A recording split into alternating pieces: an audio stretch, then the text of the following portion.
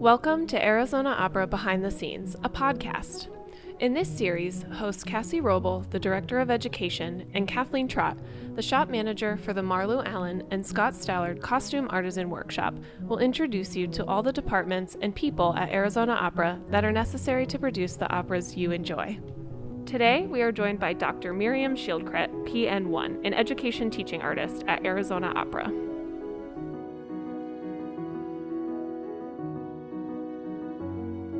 We'll start this episode off with our trivia from last month. Which of the following operas does not have music in the Bugs Bunny cartoon What's Opera Doc? The Flying Dutchman, The Valkyrie, Tannhäuser, or Das Rheingold? The answer is Das Rheingold. All three of the other ones all have segments that are represented in the cartoon. True or false? Wagner cried bravo for his own opera and was hissed at by audience members. The answer is true. It was actually thought that he didn't want that to happen and it upset him, so he started crying at his own opera and the audience members thought he was being disrespectful and they hissed at him. We are so lucky to have Miriam with us today. Hey, Miriam. Hey, how's it going? Good. Thanks for being here. Oh, my pleasure. Thanks for having me. Awesome. So those of you who don't know Miriam by her first name, Miriam is an education teaching artist with Arizona Opera, and looking forward to kind of diving deep into what an education teaching artist does with the company. So to start, Miriam, in the beginning of this episode, I introduced you as Dr. Miriam Schildkret, PN1. So will you talk to us a little bit about your background and what you have done to get the titles that you have and your process becoming an education teaching artist? Yeah, absolutely. So I like to say that my kind of career journey, I guess it were, started pretty typical for an aspiring opera singer. I went to undergrad and got my bachelor's degree in voice performance, got my master's degree in opera performance from ASU, Arizona State University, for out-of-state listeners. And that's where I kind of deviated. A lot of singers then, when they're done with their masters, decide to go on to young artist programs. And at that point, I'm a mezzo-soprano and I was 24 when I got my master's, and I just felt a little young to go into the audition scene. So I thought, you know what? I'm really liking school. I have motivation. I like my teacher. Let me stay, get my doctorate. I'm sure I'll use it at some point. So I stayed and got my doctorate. That's DMA, Doctor of Musical Arts, also at ASU. And that led me into becoming an education teaching artist at Arizona Opera. I started that in 2017, which was my last semester of my doctorate while I was writing my dissertation about children in opera. So it was kind of a crazy time, but also fun. And then the PN1, that is Precision Nutrition Level 1 certification. So I'm also a nutrition coach.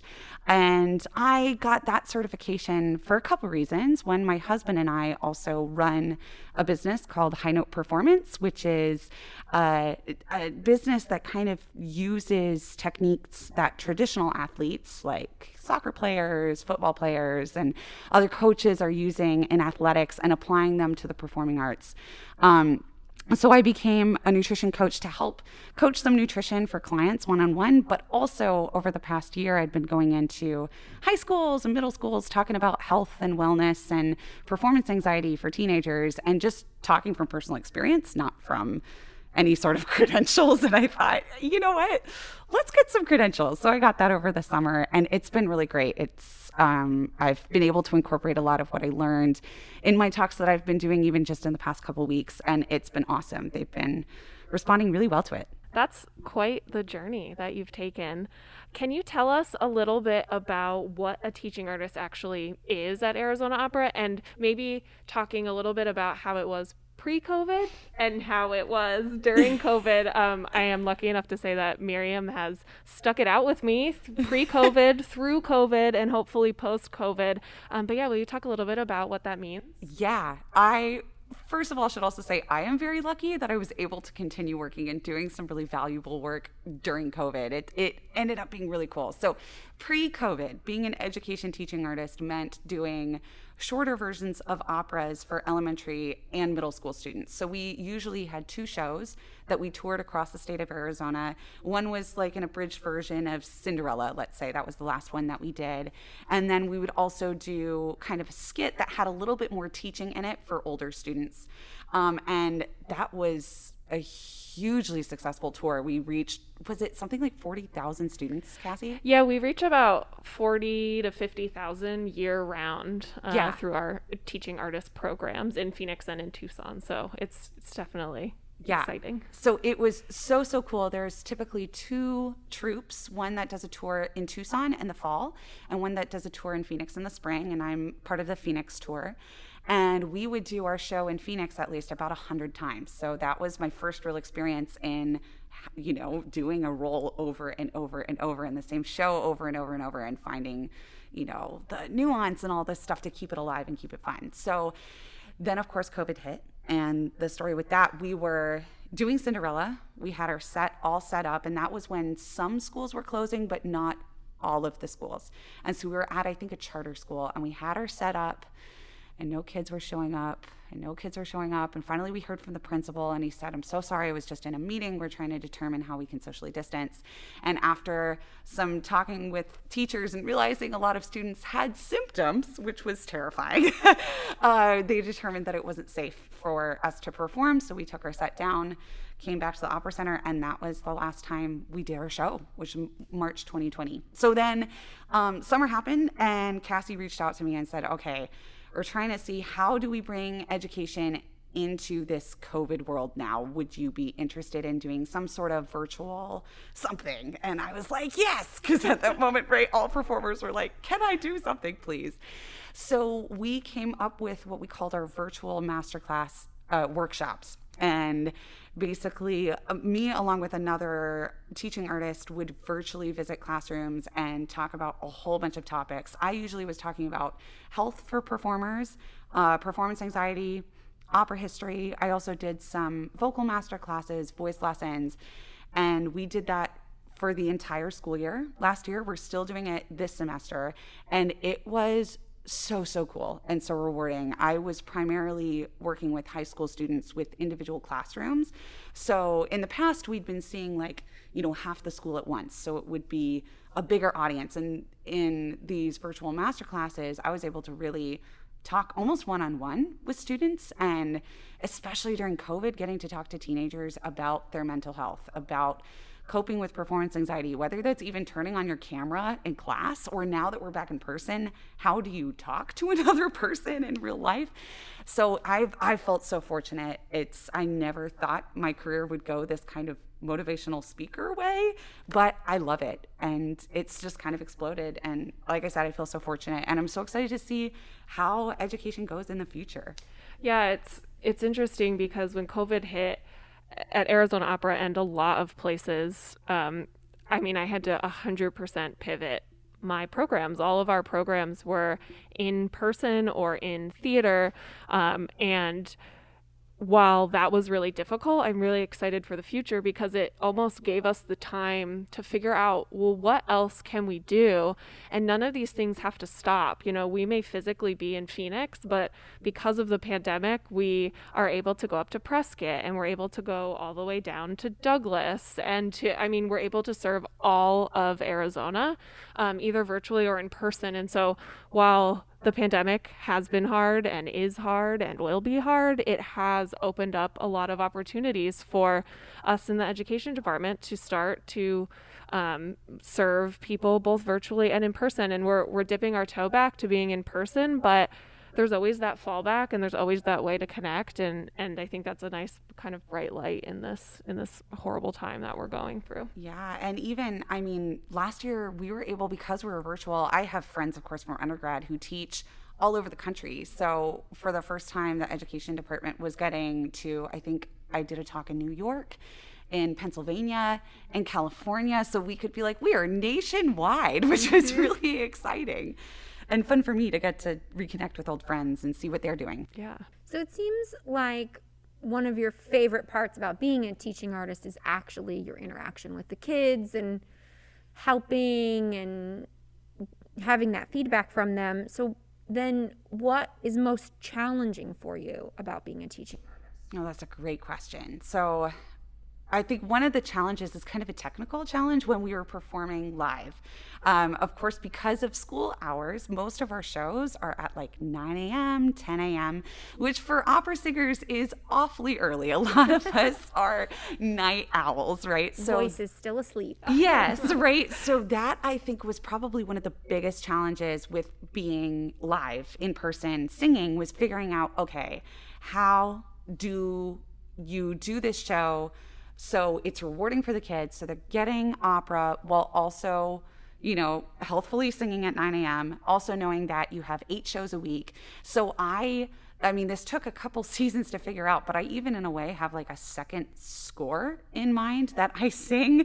Cassie's nodding because she knows she's heard it. Yes. So for me, for my own vocal health as a mezzo, I have difficulty singing my high notes really early in the morning. That'll be the first thing to go. So I will kind of on my own rewrite things so I have nothing above the staff that I'm singing before like 11 a.m. Usually I warm up into it, and then so I let all my cast members know too, like, hey, if I'm not singing the notes that were on the page, don't worry, like, it's good.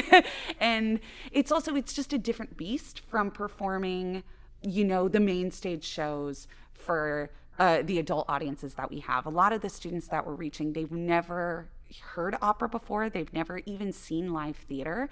So they don't mind if I'm not singing a high G. That's what the soprano's there for. They more just need that live theater. They need to hear what an operatic voice sounds like. So it's also, it's a challenge, but it's also really rewarding because it takes that pressure off of feeling like, okay, I have to technically nail this every time. It helps you reevaluate as a performer. Yeah. I think to add to that too, a lot of people may not realize that not only do the troupe members perform, but they are also driving our education van. Yep. They are building our little mini set in whatever venue they have, whether it can be anything from a performing arts center to a cafetorium with lunch being made in the background, and they do it all. They drive there themselves, they put the set together themselves, they perform, they take it down, and they go to the next school. So there are so many challenges that go into this, but there is nothing like watching kids walk into their gym that has been transformed into an opera theater. And they're just, especially with Cinderella, we were able to work with the Arizona Opera Scenic Studio to build a little mini real life set. And so, the kids are just floored when they see this stuff, and it's all worth it, but there are a lot of challenges associated with it's a lot of work. Yeah, it's really true. We're not just the performers, we're also kind of like the stage managers, mm-hmm. and we become our own, right? We have a director, we have a costume department and a scenic department that puts everything together. But when you're there in the moment and things break or things go wrong, you're thinking on your feet and you're being flexible. And 100%. Yeah. They've got not only the scenery, but they also have the costumes you mentioned. Mm-hmm. The Arizona Opera Costume Artisan Workshop designs and builds all of our costumes. So if there's any problems there, there's changing going on. It is a full production, just miniaturized. So. And a full production that we're doing over and over right. and over. So things break. Right. Poor Cassie would get all kinds of phone calls of, this bird broke off or one time I was in Hansel and Gretel, and there was like a little cage thing that Hansel was in, and I stepped through it wrong and I broke the entire cage. It just all came down, and I was like, well, this is life now. You just keep going and then send Cassie a text of like, sorry, I broke the cage. Yep. I do really like, though, Miriam, that you took the opportunity that was presented to you about like being healthy and maintaining your voice, and that you've transformed it into connection with the students and stuff, because I think that a lot of people don't realize how much care and work you sort of need to give yourself in order to stay healthy. Yeah, and I was really open especially with the virtual classes that we're having, of like, hey, listen, I struggled too during COVID. This is a hard time that we're still all in. And, I would tell them about that.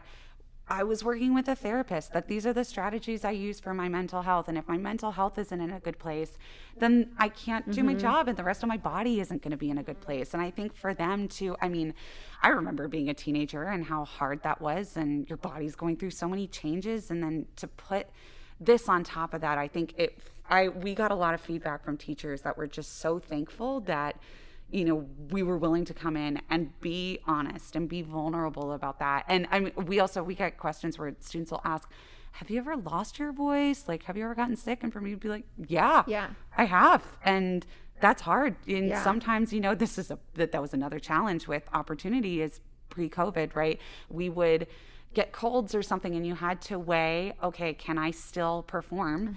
Because you don't want the kids to miss out on a show. Am I able to get through it? Marking, that kind of thing.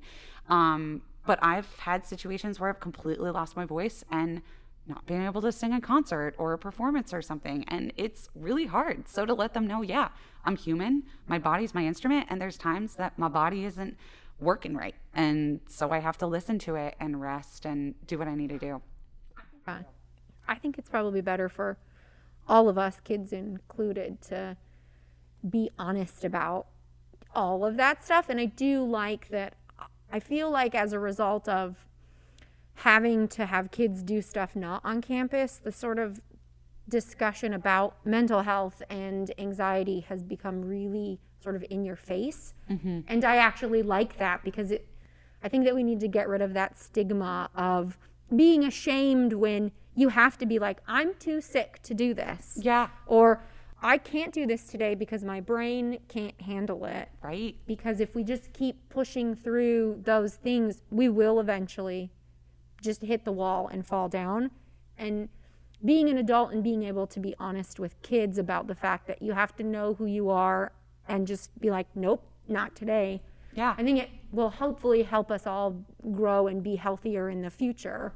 Yes. Because we've stopped being ashamed of that thing, you know? Exactly. Yeah, I would tell students that I'm obviously a huge advocate for mental health, and that's probably why I'm open about it, that I had a therapist that I worked with, and saying like, you know, we have a physical checkup that we do once a year with our doctor. Like, why not do that with a mental health expert? Why do we wait until things are truly wrong, falling right? to pieces. Like, you know, and so I always encourage them, because at school they have their counselors, they have all these resources. Like, use your resources because it will only help you. And yeah, absolutely, I agree 100%.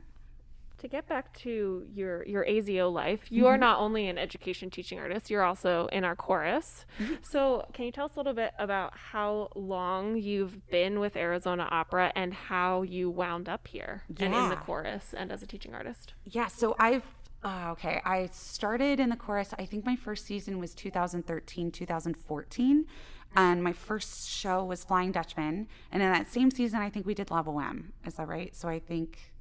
Oh, I'm pretty sure. I think that was in Miriam 2014. is looking at me because I was here that season. No, that was it's Traviata. Was that Traviata? Dutchman was Traviata, I think. Was it Boheme too? Oh, golly. It might have been. It all blends together. I just remember it was one of those, because I remember I was contracted only for Dutchman, which was really more of a concert version. The chorus was just on stage singing in the background. Yes. It was just the principals who were costumed. Exactly. And then there was somebody had to drop out of either Traviata or Boheme, now I'm forgetting. And so I was really excited because I was like, oh my gosh, it's a main stage with like costumes and set, which is why I looked at Kathleen, because that's like my first costumed production at ASIO. And my first experience with Arizona Opera was the previous year, because I was a student at ASU. They had the cover study program where students from ASU could what's called cover study principal roles of shows that they were doing. So that means you learn the entire role, you get it memorized as if you were going to perform it, but because we were students, we did not ever go on for performances like a cover would. So I was cover studying Cherubino and Marriage of Figaro during the 2012-2013 season. So that helped. I was able to know a little bit of the production staff. I got to meet Carrie doing that. And so then when I came in for my chorus audition, that was really nice because they already knew me. They knew that, I was prepared and knew my stuff, and they could put a face with the name. And so I've been singing with chorus since, I guess, 2013. And then, okay, I think this is in 2015, Josh reached out to me. He was the education director at the time and asked if I would be interested in being a teaching artist because he'd heard great things about me from Henry, our chorus master at the time. And based on my audition, he thought I would do really well. And at that time, I was like, oh, this sounds really cool, but I am a full-time student. Can I make the schedule work? And it looked like I couldn't make the schedule work. And so he said, okay, I'll keep you in mind for future years. And I kind of didn't think anything of it because I was like, okay, he's going to find another mezzo that he loves and it's going to be no big deal. And then he reached out the next year. And as luck would have it, I didn't have a class schedule. I was just writing my dissertation and I went, I can do that. And it was hard, but I did it. And then, it's just been ever since. I've now done, 4 shows. I think so. You've been in Rusalka. Mm-hmm. Dissertation and Rusalka at the same time. She'd do, play the evil sea witch in the morning and then go write a chapter at night. Yep. I think you've done Magic Flute. Yes. You've done Cinderella. Hansel and Gretel. Hansel and Gretel. Mm-hmm. Yeah. Yep. That's 4. And all 4 were so fun. They're just, all of them had different things. Like being in Rusalka, I got to be the villain in that show, which is not something I do a lot. And that was really fun. And Hansel's one of my dream roles. So to get to do that. Cinderella was one of my dream roles. And again, I'm not usually the ingenue. I'm usually the, fun sidekick. And Magic Flute, I was playing 5 characters in that show. So that was a fun challenge. Yeah. And some of them were puppets. Yes, and Queen of the Night, which I would never sing in real life. Yeah. I think I sang like the opening bit of Ot sie zu nicht before it then went into crazy soprano territory. And so that was really cool to get to put Queen of the Night on my resume and make everyone be like, what? Huh? How? How are you doing that? I think though Miriam is a really good example as a performer of evidence that being a good collaborator and, being talented, but working hard, that the 2 other things, that talent is important, but the other 2 things, you have to be a good team member and a good collaborator, because Miriam came into my life as a chorus member and instantly she was one of those ones that we were like, yes, please keep her always everything. I concur. Because she just is kind and gracious and works hard and is appreciative, and those things in this business, but in pretty much everything in life, they'll carry you a long way. You have to have talent, but that will only take you a very short way down the path.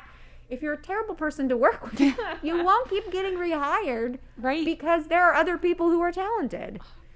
Yeah, well, I'm so appreciative of that. Thank you. And specifically for opportunity, you also have to be good at handling curveballs. I mean, I can't even begin to say that. And I'm sure chorus is actually probably similar in that things happen. Oh, yeah. Sometimes we show up to a school and they have no idea we're supposed to be there. Sometimes there's lunch on the stage and we're like, it's just curveball after curveball, and it just speaks a lot to who you are. So thanks. I echo what Kathleen has to say. And I think too, I think other performers and probably people in other fields would agree with me about this, that one of the things COVID really solidified was, I was in my house singing by myself, and after a while I was like, I'm really done singing by myself. Right. And I was even like, if I'm in a show and I don't have my own aria, I do not care, because I've done a whole year of that. And that's truly what I have missed and that's, I think, what makes any art amazing is the collaboration that you do with others. I would much rather have a scene partner that I'm singing with, that I'm acting off of, than doing it by myself.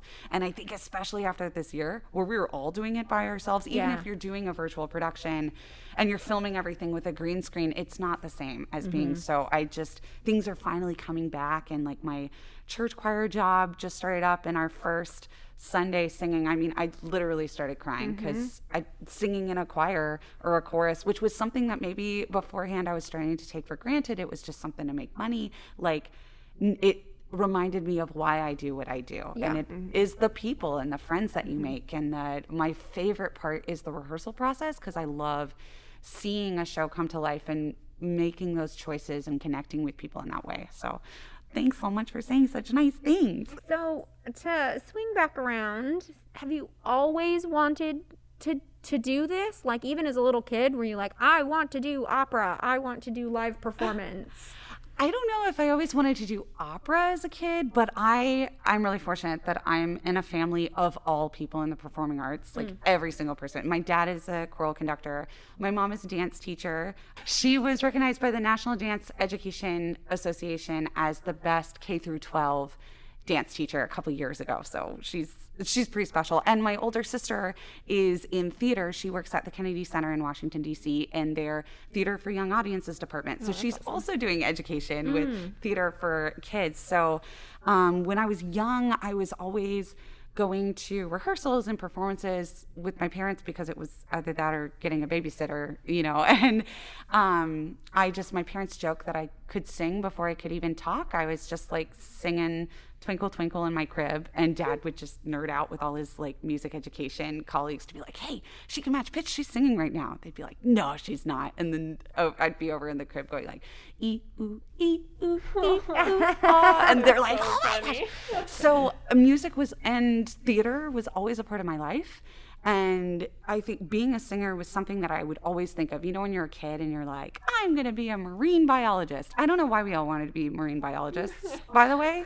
Like, how many of us actually were? But that was like the thing to be. I agree with that. But so it was marine biologist, it was vet, but singer was always the thing that I was like, I'm going to do that. And singing just always brought me such joy. And I think as I got older, I was singing mostly in choruses. So I started in children's chorus, and my voice really lended itself more to classical singing. I had to learn how to like develop my chest voice, and I still don't really consider myself a belter, though I can now kind of like fake music theater. And it was when I was in high school that I was having a lot of success. I was getting into the top choirs in my high school, getting into regionals, all state, and I was like, singing was always the thing that I would do when I was sad. If like I had a bad day at school, if I was being teased or bullied, I'd come home and I'd sit down and play some chords on the piano and just sing a song. And it always made me feel better.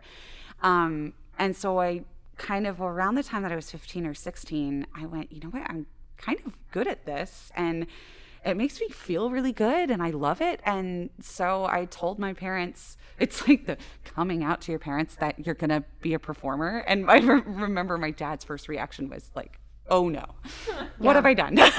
So, and he'd go, you sure you don't want to like play violin or something like that? I was like, no, I want to sing. And so we had a conversation because he taught choirs at college and knew kind of what it takes to become a music major and then a performer for a career. We talked a lot about, knowing my languages, getting really, really good at my skills of, oral skills like sight reading and theory, and the things that we talked about earlier of making sure you're a good colleague. I remember you said, you can't control the voice that you have. You can't control your talent necessarily, but you can control your preparation. You can control how you treat people. You can be respectful. You can show up on time.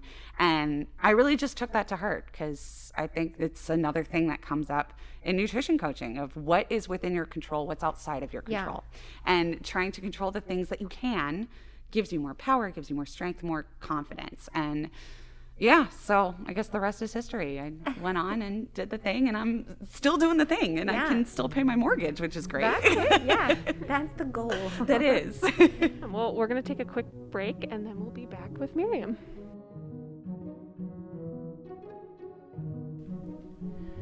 Arizona Opera is excited to begin our 2021-22 50th anniversary season and return to the stage.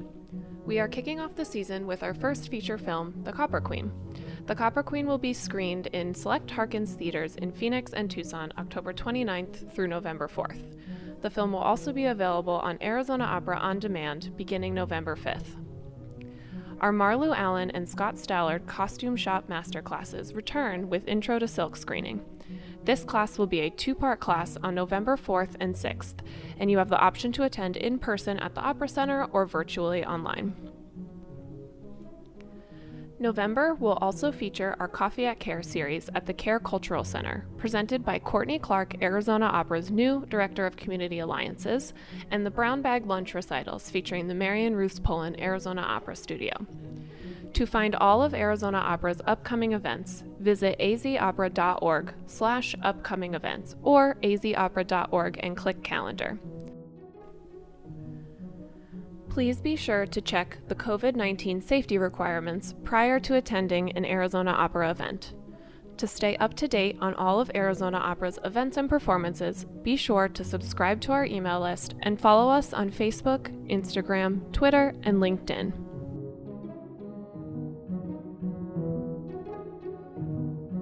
All right, Miriam. So now that we've talked about your background and why you're here and all of that, let's talk a little bit about what you expect to come up at Arizona Opera and in your outside life for this season and maybe for a little bit into the future. Yeah, absolutely. So this season, we're super excited. We're back live performances. So I will be in the chorus of Carmen and of Così fan tutte in the spring. So I am so excited. Carmen is one of my absolute favorite shows. It's one of the most fun chorus shows you can do because the chorus is on stage like the whole time. I remember from the last time we did Carmen, anytime we weren't on stage, we were changing costumes or like real quick getting a drink of water. That was like the one time that even the chorus really needed that half-hour intermission because we just needed to sit down for a second and like breathe. So I'm just so excited to do that again. And Così is one of my absolute favorite shows. I did that at ASU. I was Dorabella during my master's, I believe. And it's just such a fun show to be a part of. And that one for chorus is kind of the opposite. It's very light. So you get to just hang out backstage and chill and then run on and sing some easy music and listen and have a good time. We are hopeful that our tour will come back in the spring and we'll be able to go back into elementary schools, however that looks, whether we're outside, whether we're in a giant gym. The name of the game is already being flexible, but I think people are going to be even more flexible, knowing like, I know I'm at least a person who's like, however we can make this work, we're going to make it work with performing. I am excited. I have more performances coming up in the spring as well of like, singing solos. I think in the summer I'm doing the solos in the Mozart Requiem with one of my dad's choirs in Maine. And so it's neat to see things coming. I'm also doing, I don't think I told you this, Cassie. I'm doing a teacher professional development workshop in the spring I think this is through the Arizona Commission for the Arts, maybe.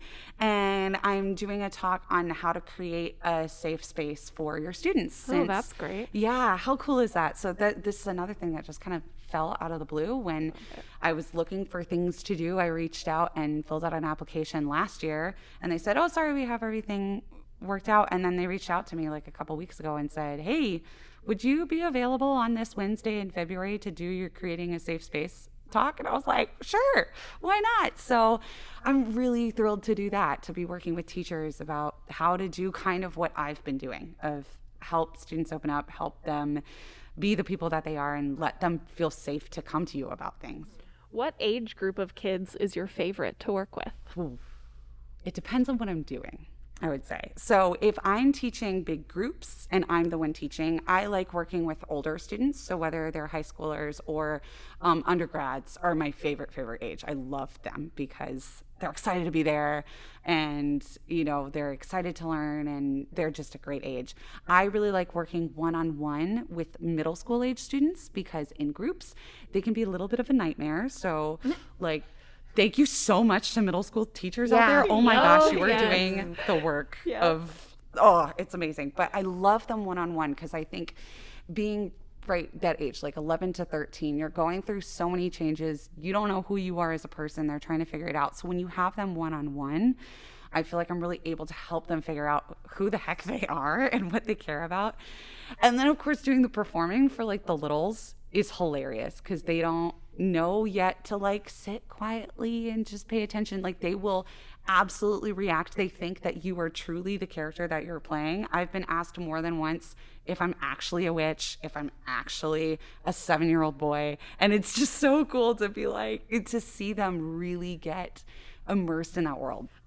So then, since you like working with kids so much, is your favorite non-Arizona opera project also involving kids, or is it something else completely different? Ooh, the stuff that I do, I do private teaching on my own, and I love that different, it's a different beast because I get to know each of these kids, and it kind of like, for instance, right now I'm not a mom or anything, and I feel like this really taps into my maternal instincts of being able to connect with kids in that way. Most of the performing and the projects that I do outside of Arizona Opera, though, are more, oratorio stuff that I'm singing, doing like shows here and there. I've loved the young artist programs that I've gotten to do. I did South Pacific with Ashland Opera, which was one of my few musicals that I've been able to do. And that was so fun. I guess I really like when I get to do things that are different for me. Like, South Pacific had a lot of dancing in it, and I had to be in a bathing suit on stage, which was a little scary. So that's it. And Arizona Opera has also opened doors, like we said, to a lot of other talks. So I've been able to reconnect with friends and do guest artist talks in their classrooms virtually. Doing the keynote speaker thing was really cool. It's just whenever I get these things that just kind of pop into my lap, I'm like, yeah, let's go for it and see what happens. In the past, this was years ago now, but I was over the summer interviewed by PBS. I think there was Cronkite News. Zach Hayhurst sent them my way because they wanted to interview a local opera singer because they were doing a series about artists and their impact on the community. And Zach sent them my way. And so that was really cool. Over the summer they did and they interviewed me and they filmed me teaching at the music studio where I worked. And I talked about education, teaching artist work that we do. And then a woman who saw that was organizing a TEDx Scottsdale talk. And so she reached out to me and said, hey, we're doing this series of TEDx Scottsdale women. And I thought there could be a talk there about opera bringing confidence to young people and young girls. And I was like, yeah, cool, why not? So I applied and I did it, and it was terrifying, but also so cool. That was probably my first toe dip into motivational speaking. And so I always have things coming up and pop up that are cool like that I never thought I would do. And I love when I go for it and it ends up being really cool. It's been so amazing to chat about all these things and how sort of grounded you are and how you apply everything to the kids. But let's do some sort of fun speed round questions. Ooh. Is what they're called. And you can, of course, be a little bit more verbose in your answers. Okay. They're sort of what we're after is like that, what you instinctively kind of think. So, what role have you always wished that you could have done, but you have completely the wrong voice for? Oh, the first one that comes to mind is Seymour from Little Shop of Horrors. Oh, that's great. That's such a fun one. I would love to do that, but I am not, a Seymour. But I love that show. So to show how much of nerds my sister and I are, this is how you knew we were going to end up in the theater world. When we were kids, we would stage full productions in our basement, and we staged all of Little Shop, and she was Seymour and I was everybody else, which in a way prepared me for Mini Magic Flute. So also being the doo-wop girls would be amazing, which again, I would not the voice type. I am not the race for that, but it's so I can appreciate it as an audience member, and I just love that show. That's fun. So to diverge completely from opera, what is your favorite non-domesticated animal? Whoa, non-domesticated. Probably a monkey. Oh, I love monkeys. Specific kind of monkey, or just in general? Okay, so have you been to the monkey village at the zoo? Where the little squirrel monkeys. Oh, yeah. But which also fun fact about me, my husband and I got married at the zoo, so that tells you a lot about us. Yeah.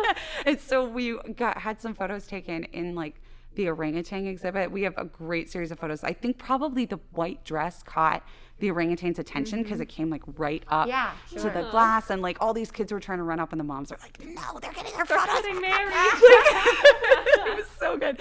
So we have once of this orangutan's face pressed against the glass. So probably all apes and monkeys, I would say, hold a special place in my heart. All right. So then, if you had the power to make a vegetable disappear forever, which one would it be? Do mushrooms count? Are those a vegetable? Are they a fungus? I mean, we think that things that aren't actually vegetables. So I think I got a that's better fine. one. Wait, Okay. okra. Okra can go.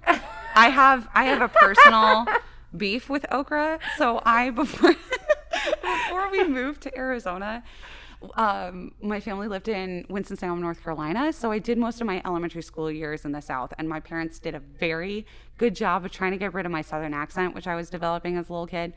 But I once ordered my lunch, and I thought I had ordered tater tots, and it was fried okra. And let me tell you, Not the same. no, when you dip your tater tot in ketchup and go to bite into it and it's green and slimy, no, absolutely not. I've never had it since. It's possible I like it, but no, I'm scarred. Scarred. That's hilarious. Well, yeah. No. Yeah. All right. So then what 3 things would you take with you on a deserted island? Whoa. Not people. We had to clarify this Yeah. one with Joe because Joe lovingly automatically defaulted to his family. That is really lovely. It is. But we want inanimate objects for this list only. So I can't take my cat or my dog. Okay. No, sorry. Okay. Inanimate object. Okay. I'd probably take a Harry Potter book. Probably, right? So I'd probably bring the 3rd Harry Potter book because Azkaban is my favorite. I'm a huge Harry Potter fan. So I'd probably do that. Let's see. Maybe like a game of some kind. What game would it be though? Like cards maybe? Or I could play a lot, or like catchphrase or something.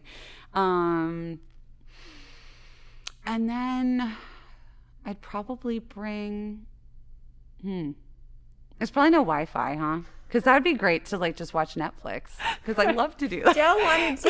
Yeah, Joe too was like, I'll bring my phone and a solar charging device, and then you'll just. I mean, okay, so I can't do that. Maybe I would bring a journal because I bet I would need to like Write things out. Yeah, to think about some Sure, things. you'd So have that's to probably complain what I'd about do. that crab that picked a fight with you. Yes, I would. Mm-hmm. I love I love asking this question. We asked it to Joe first, and we were like, nope, this gotta has to keep be a it. Yeah, series 'cause regular. Yes. People's answers are fascinating. Where their brain goes first.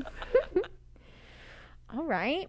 Perfect. So I think that we're at our trivia points now. Ooh. So every episode we ask trivia, and then we will give the answers at our next episode. So you have to keep listening to tune in for them. And it's just for fun.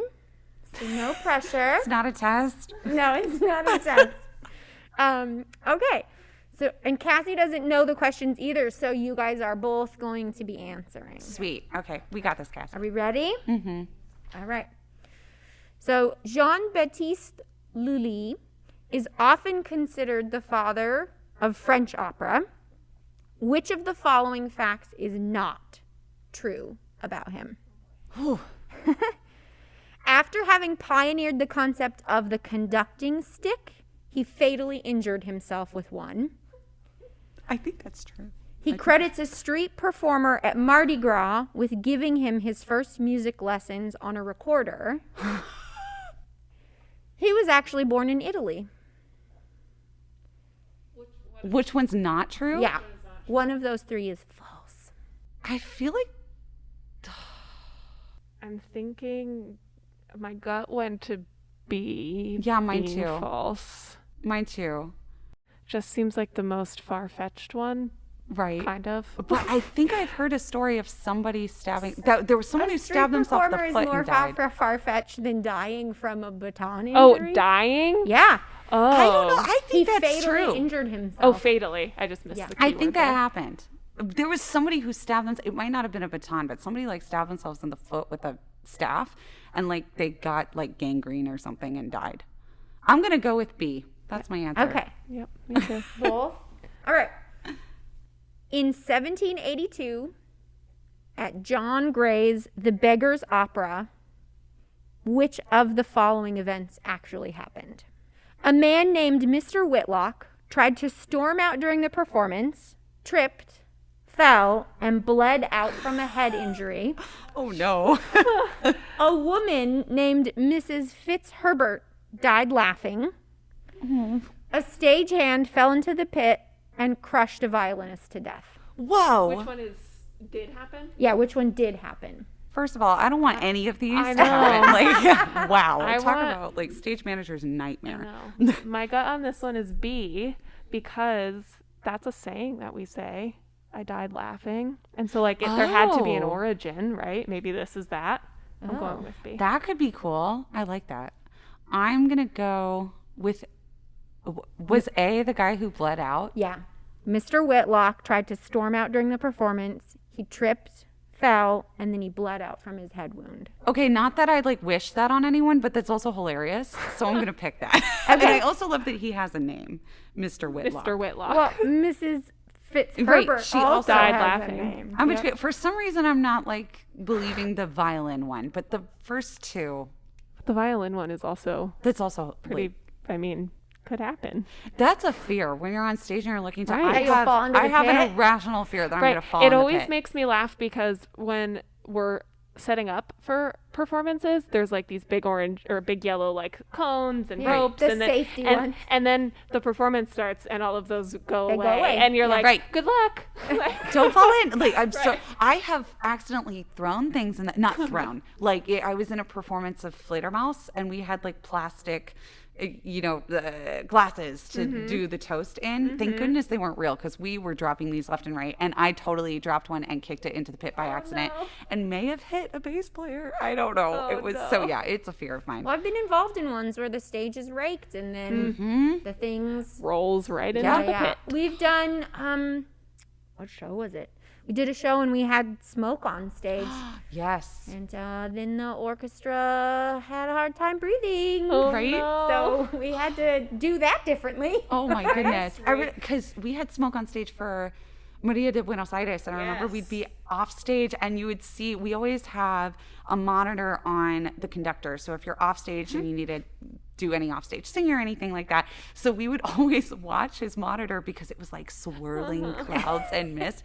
We were like, oh, Scott looks so cool. Look at It him. was like a music video. Yeah. It is. Well, on that note, I think that is a good time to wrap up this podcast. Thank you so much, Miriam, for joining us.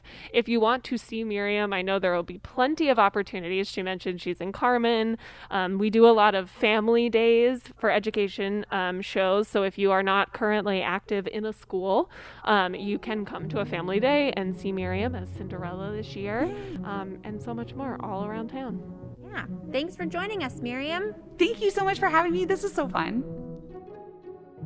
We'll be releasing a new behind-the-scenes podcast every month, so make sure to check our website, azopera.org, and follow us on Facebook, Instagram, Twitter, and LinkedIn. And join our email list so you never miss a moment. Be sure to subscribe to our podcast on Apple Podcasts, Google Podcasts, SoundCloud, Spotify, or Amazon Music. Arizona Opera Behind the Scenes is presented by Arizona Opera's Department of Education and Community Engagement.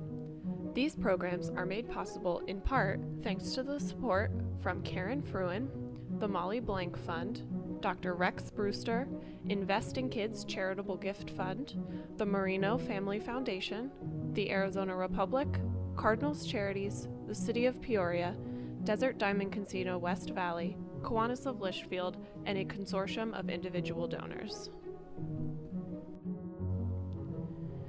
The Behind the Scenes podcast is also part of the Arizona Opera Next Gen initiative that encompasses a wide variety of programs that go beyond the opera stage to develop the next generation of opera artists, audiences, and philanthropists.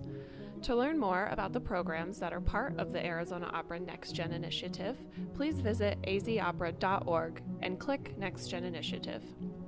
These programs are made possible in part thanks to generous support from Karen Fruin, Roma Witkoff, Jeanette J. Siegel, the Molly Blank Fund, APS, Jody Pelusi, and a consortium of individual donors. We would like to extend a special thanks to the Marlo Allen and Scott Stallard Costume Artisan Workshop.